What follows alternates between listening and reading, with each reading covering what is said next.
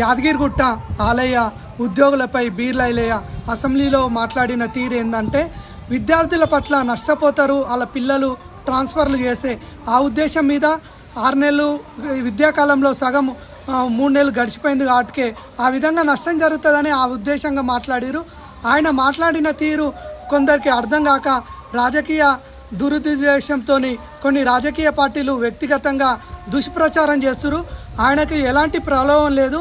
ఆలేరు ఒక శాసనసభ్యునిగా మొదటి పౌరునిగా ఆయన బాధ్యతారహితంగా ఉంటాడు. ఇక్కడ ఆలయ ఉద్యోగులపైన కానీ దేవస్థానం పైన కానీ చాలా చిత్తశుద్ధి ఉంది.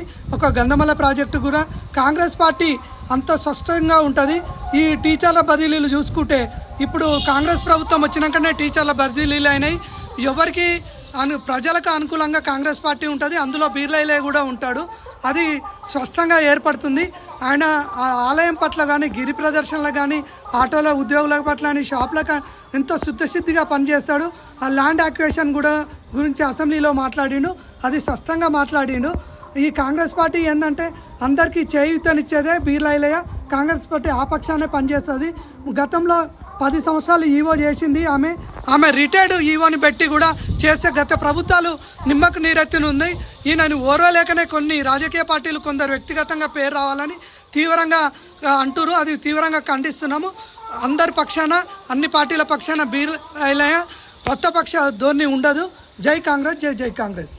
ఆలేరు ఎమ్మెల్యే ప్రభుత్వ విప్పు బీర్లా ఐలయ్య గారిపై కొంతమంది వ్యక్తులు కావాలని దుష్ప్రచారం చేస్తున్నారు.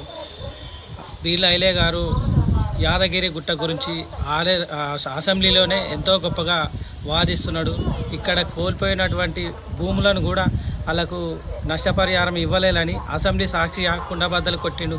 దాని మూల అదేవిధంగా గతంలో 300 ఆటోలు కొండపైకి ఎక్కేది లేకుండే అప్పటి ఎమ్మెల్యేని కూడా ఎంత బతిలానా కూడా కాని పని ఈరోజు బీర్లా ఐలయ్య కాంగ్రెస్ పార్టీ అధికారంలోకి రాగానే పట్టుబట్టి ఆటోలను కొండపైకి తీసుకొచ్చే విధంగా చేసిండు.